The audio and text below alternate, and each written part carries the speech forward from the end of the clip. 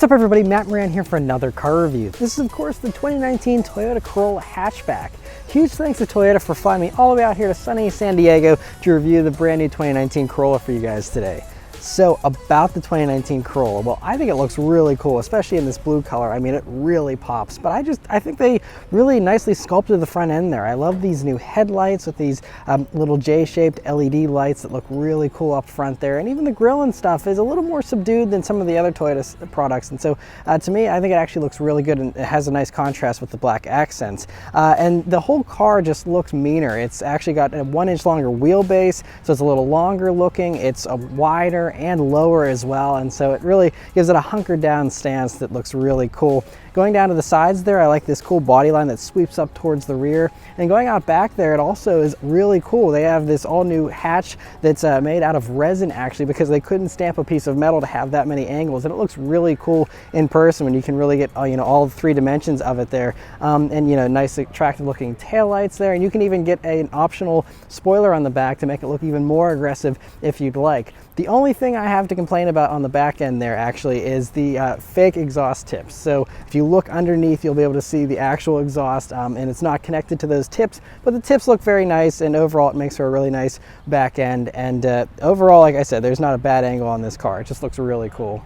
As for the interior on the all-new 2019 Corolla Hatchback, well, it's a really cool place to be. So anyway, first things first, sitting down in these seats. Now, I'm in the XSE trim, which is the top trim. There's also an SE trim as a base trim. And so anyway, in the XSE here, you have the partial leather seats, which in this one are the light gray. And actually, they're really sporty seats. Nice beefy bolstering up here at the torso. And even the thigh support is a little bit more aggressive than you would get in something in this segment usually. And so it's really great seats. I mean, obviously it still has plenty of wiggle room, so it'll accommodate all body types, but I'm actually really surprised. These are really cool seats. And if you go for the SE trim, they're full cloth, but it still is a really nice feeling cloth, and they still have the same great bolstering. So overall, just awesome seats.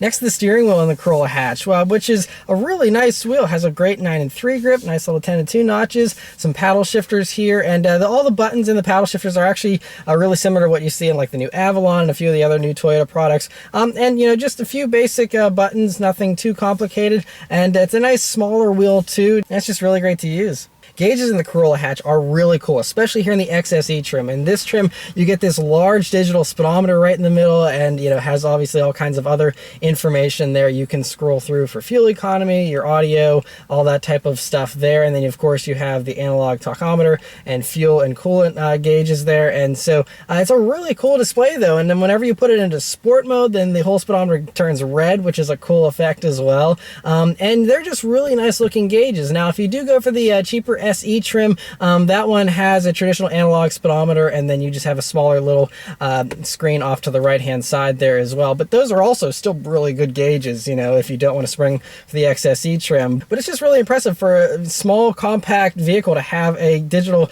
display that large. Is just really cool, and actually makes it feel a little more upmarket. Coming over to the center of the dashboard here, right up top, you have a standard 8-inch infotainment system. It's the Entune 3.0 system, and that's standard on all trims. So the SE trim still gets this big 8-inch display, which is awesome. It also has Apple CarPlay now, thankfully, and also Amazon Alexa. No Android Auto, unfortunately, but still, it's so great to finally have at least CarPlay for those that have iPhones and whatnot. But it's a really nice display, though. This Entune, I really like the way they've set this up, so you have your audio on the left, and you have your phone and other things there on the right-hand side, and then you have these actual little hard buttons, which is nice to see instead of the capacitive touch stuff they've done in the past. It's good to have physical buttons here return, and you also have a volume and tune knob, which is always really great to have. And so overall, really great display there. And then coming down, you also have standard auto climate control, which is something even in the SE trim, again, in a compact car, to have auto climate control standard is really rare, dual zone. And so that's really nice to see as well. And it has really nice finishes on everything too. You have this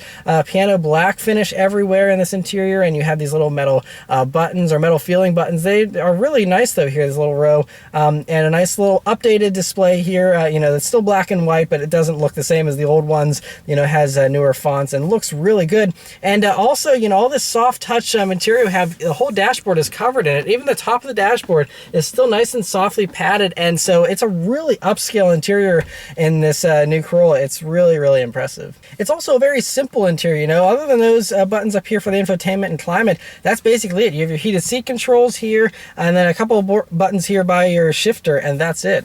As far as storage space in the Corolla Hatch, it's really good for a small car, actually. So anyway, first thing in the doors here, you have a large map pocket with a bottle holder, which is great to see. Coming over to the center here, you'll see this nice, pretty large cubby here all the way in the back. It's a little bit of a reach, but, you know, is large enough to fit, you know, most size smartphones and things like that in there. And it's easy to miss, but that's also right off to the right-hand side here, where you'll find a USB jack for controlling the audio system, and also an auxiliary jack over there. Like I said, you have your heated seat controls.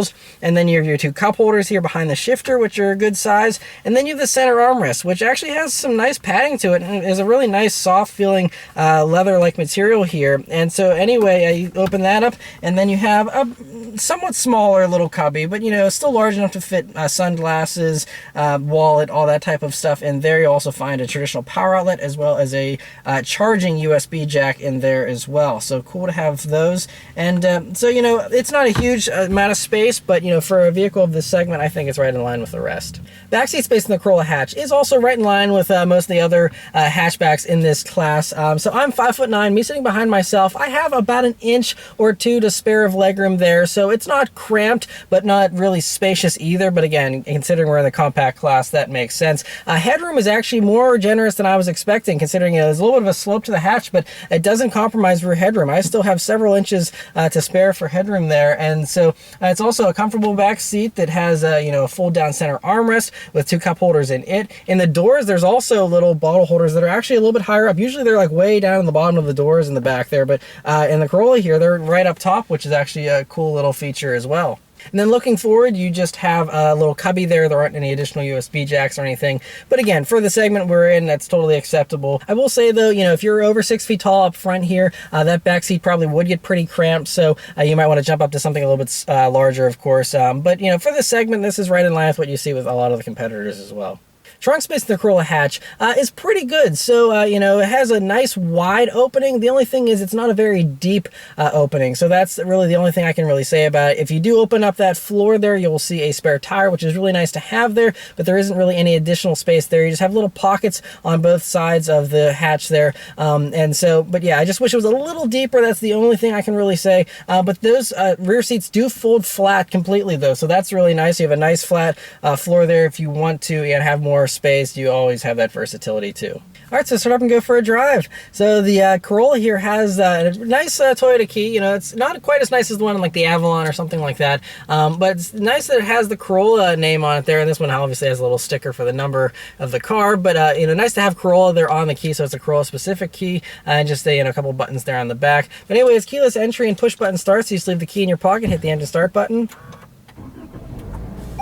and it starts right up. All right, so setting off in the 2019 Toyota Corolla Hatchback. So I'm in the manual transmission version here first, and it's a really cool manual. So there's this IMT mode that you have with the manuals, and so it's intelligent manual transmission. And one of the things that it does is it'll actually help prevent you from stalling. It won't completely save you, and you can still stall it, but it smooths out the shifts and helps with throttle application so it'll help you to not stall, and to smooth out your shifts if you're not super good with manual, or if you're just learning the car like me, you know, first time driving here, it's kind of smoothing it out a little bit until I learn the catch point really, really well. But it's also, whenever you have it in the IMT mode, it does do auto rev match downshifts. So it'll blip the throttle for you, and now you have to be in the IMT mode in order for that to work, otherwise it won't do it. So it's not like other systems where you have to turn off rev matching. It'll actually you know, default to you doing it yourself, and it'll you know, give you that assistance only if you ask for it. So because of that though, it should make for a really great starter car for someone that's learning manual transmission for the first time. This should be one of the easiest ones to learn on. As far as the actual mechanicals of the manual transmission, it's really great. It's got a nice light clutch. The rev match feature does work really well. And the shifter is really nice and precise. You know, it's a long throw. I will say that it's a really tall shifter, but it's really precise, and you know, it's pretty nice and light. It's not super notchy. It just is a really easy to use shifter, and so overall it just feels really well matched and feels great to use. Other things to note here about the Corolla Hatch: visibility is excellent. It's got a massive windshield here, and they relocated the side mirrors down to the doors, so you have a nice thin A-pillar with a little window there as well. So I mean, really a thin A-pillar. It's very easy to see around. View out of the sides is great with nice large side windows, and view out of the back is quite good as well with a nice large rear window there for the hatch. And so overall, it's a really easy car to drive visibility wise as well. Other things to note now that we're up at some higher speeds here is there is a little bit of road noise. If you're not on a perfectly paved road, you do get, I think, a little more road noise than I experience in, you know, most other vehicles in this segment. But that's really the only thing. Otherwise, you know, it's nice and smooth, and it's a comfortable ride for sure. I mean, it's a little tighter sprung, I guess, than, you know, larger vehicles, but for this class, again, it's right in line. And that helps to give it a sportier feel and also soak up those bumps. And you know, we are on 18-inch wheels here in the XSE, which is what I'm in currently. If you went for the SE trim, you only have 16-inch wheels, and you have a taller sidewall on those tires, so I think that would soak up even more of the bumps. So if you want a buttery smooth ride, I think probably the SE might be a little more to your taste. But you know, these 18-inch wheels do give it a much sportier feel, I think, with a little bit of a quicker turn in and all that type of stuff, which I'll get to here in a minute once we go out on a back road. All right, well, let's turn that onto the straight road here first and see how it does. All right, a little jerk from the front wheels. Alright, so this thing gets up and goes pretty well. You know, it's not a ton of power, so we're dealing with a 2-liter naturally aspirated 4-cylinder engine that's both direct and port injected, and it makes 168 horsepower and 151 pound-feet of torque. It has a pretty nice high red line here of about 6,800 RPMs as well, so that really helps with getting you know, a little bit more out of this engine. You can really bring it out. You don't have to really shift super early, and so you can just let those gears do the work and just, you know, wind it out. And so it's pretty fun. And another acceleration. It's got a good sound to it too. Nice little growl from that front end, and yeah, so it gets up and goes pretty well. There isn't any quoted 0 to 60 time for this. I would say it's somewhere in like the high 7-second range. Probably feels about right. You know, it might be a little late, you know, longer or something, but you know, just from the driver's seat here, that would be my guess. And so hopefully there'll be some actual numbers at some point. But yeah, it definitely feels like enough to have fun. It doesn't feel slow or lethargic. You know, the vehicle that came before this, the Scion IM, which then turned into the, you know, Toyota Corolla IM, that only had 134 horsepower. So we're up to 168 here, which is a really nice big, you know, bump for a vehicle of this segment. And so, you know, the IM actually did feel a little sluggish, but it was just fun to ring out anyway and kind of just drive it really hard. And this, you still can, you know, drive it really hard because it's not like a ton of power that you have to back off of the gas or anything. But it's just, you know, a little more punchy, and you know, it's also, it feels pretty light too, so you know, it doesn't feel like it's got a lot of weight to haul around. These only weigh 3,060 pounds, which should really help in the corners here, as we'll find out in a minute. All right, so now we're on some tighter corners here, and let's see how it handles. Wow, it actually handles better than I was expecting. I kind of threw it into that corner expecting it to have a little more give, but it really kind of digged in nicely. Some more corners here. Man, yeah, this thing really is fun to throw into a corner. It just, there's a little bit of lean there, you know, but it actually just really dives in nicely and just feels pretty sharp. One thing though, it has a little lighter steering than I would like. Because of that, I mean, it's pretty accurate steering, but it's not quite as sporty as the rest of the experience when you're throwing it into corners. You know, it still is just a little too light for my taste, but braking is very good. That's another thing. It's a light brake pedal, so you have to be kind of delicate with your inputs, but that's similar to some of the other vehicles in this segment as well. But it's nice, strong brakes. They have a nice bite right at the top of the pedal and feel really good. But the handling is actually excellent here. So like I mentioned earlier, it's on the new TNGA platform, and it's actually 1 inch longer for the wheelbase here. And so because of that, you know, it's stretched out the platform a little bit, so it's got better stability and even better handling than the Scion IM, which I actually thought was a pretty fun handling little car. and so this makes it even better with that longer wheelbase. Another thing to note about the handling is we have pretty good grip too. So we're running a 225 wide Dunlop SP Sport tires. They're 18 inches again for the wheels there, and so it gives it a really nice planted feel with these wheels and tires. Like I said, maybe a little more road noise and a little bit of that harshness gets transmitted than you would with the 16-inch wheels. But as far as handling, it gives you really nice quick turn, and that is one thing about this light steering, is it really helps it to dart into corners a lot more willingly than if you had a heavier steering. You kind of had to use more muscle to push it into the corner there. It'll just fling itself into corners very quickly. It feels nice and flat. Like I said, there's a little bit of lean to it, but again, we're talking about the standard Corolla. Once again, this isn't a sport version. Hopefully a sporty version is coming, with more power. That would be amazing. But as a standard Corolla, I think this is still, a lot of fun, especially, for the segment that it's in and the price it's most likely going to have. Unfortunately, they don't have pricing information available at the time of this video, but I am expecting it to be, very competitive with everything else in this segment. And by the way, for those of you that are wondering, that are watching this early, these are going to be on sale in the middle of July. So a little bit of a wait here, but it should be worth it because this is a really cool addition to the segment, and I'm so glad that Corolla's offering a hatch now, and that it's so much fun to drive, because it really is impressive. As we push it, the more you push it, the better it feels. Really, it's pretty cool. And yeah, it's got, decent amount of power, but as we're going up a hill here, you start to see its shortcomings, primarily the 151 pound-feet of torque. If it was more evenly matched to the 168 horsepower, it would probably have a little more torque, and some of the competitors, like Mazda 3 has a torquier feel to it. I will say that, this doesn't have quite as much steam, and actually 151 pound-feet of torque is exactly what you get out of the FRS and the BRZ, identical numbers. So, this is, maybe 150, 200 pounds heavier than those little verbal drive sports cars are, and so you can imagine the mid-range punch is about the same as you get in something like that, and not quite as much top end either, since you have a lower red line and less horsepower, but it's a similar type of power situation as you get in those vehicles, I'd say.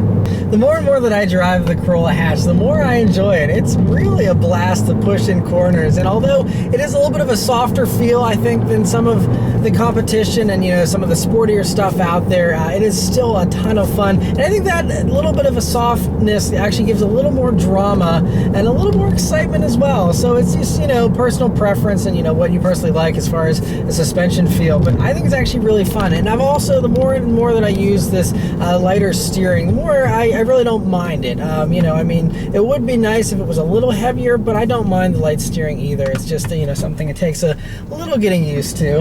I also want to add, this rev matching downshift works really well, so I'm not blipping the throttle at all, and it just does it on its own. It's a very natural feeling. Some of them actually, in other vehicles will jump up a little early, and it'll feel a little more artificial. This definitely feels very natural, and the rev matching function works great. Unfortunately, another thing that hasn't been announced yet is the fuel economy ratings, but I will say that in my about 50 miles of driving, as you guys have seen, I haven't been taking it easy. I still got 31 mpg just in my little drive loop here. So 31 mpg whenever I'm ringing it out and having a blast on back roads is really, really impressive. So I would expect some pretty impressive numbers whenever the EPA numbers do come out on these vehicles. It's going to be a very fuel efficient, this brand new 2-liter dynamic force engine that Toyota has. I think is going to be very, very efficient. Another thing I want to mention real quick is the Toyota Safety Sense 2.0 that this car has. It's the first Toyota to get that new next generation system, and of course it includes the automatic emergency braking with pedestrian detection, and this does not have the blind spot monitoring. That's the only thing on manual transmission models you cannot get blind spot monitoring, at least right now. That might be something they'll add down the line, but otherwise it has the lane keep assist system. It has the adaptive cruise control, which actually does work with the manual still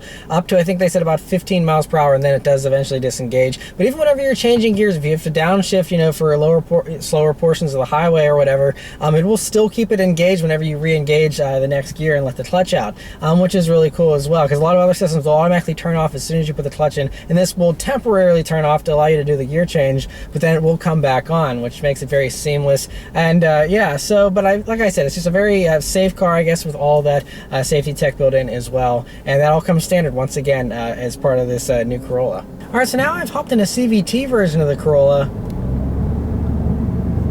And it doesn't sound like a CVT whenever you're starting, and the reason is this CVT actually has a first gear as a launch gear, and so that's a really unique thing that helps it to not feel quite as rubber bandy. You know, whenever you're starting from a stop, it just feels like a normal automatic, which is really nice. And then once you get up to where a second gear would be, it seamlessly switches over to that Cvt transmission, and then the Cvt, it still does act mostly like an automatic, with different like tiers and levels, but whenever you do like hold the accelerator and wait for the power to come on, it does still feel and sound like a CVT in the way that it's adjusting to give you more power. I mean, it still does accelerate, and the RPMs do rise. It doesn't just stay at 1 RPM. So it is a little more natural feeling out of these other CVTs out there that are really kind of weird. All right, so I'm going to put it into sport mode here, and let's see about this acceleration from a stop.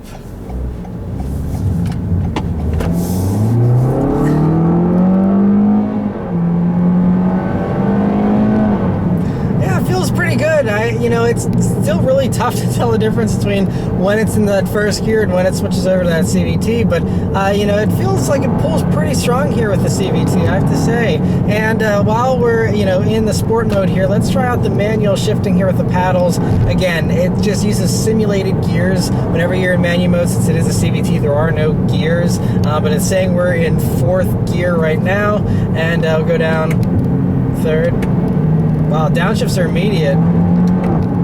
Upshifts are immediate. You can like see and hear when it like dives down with that nose. Wow, I'm actually impressed with it. It actually feels really sporty. I don't think I've ever experienced a CVT that's this sharp with its shifting and simulating of gears. Go for another downshift here. Yeah, it's immediate.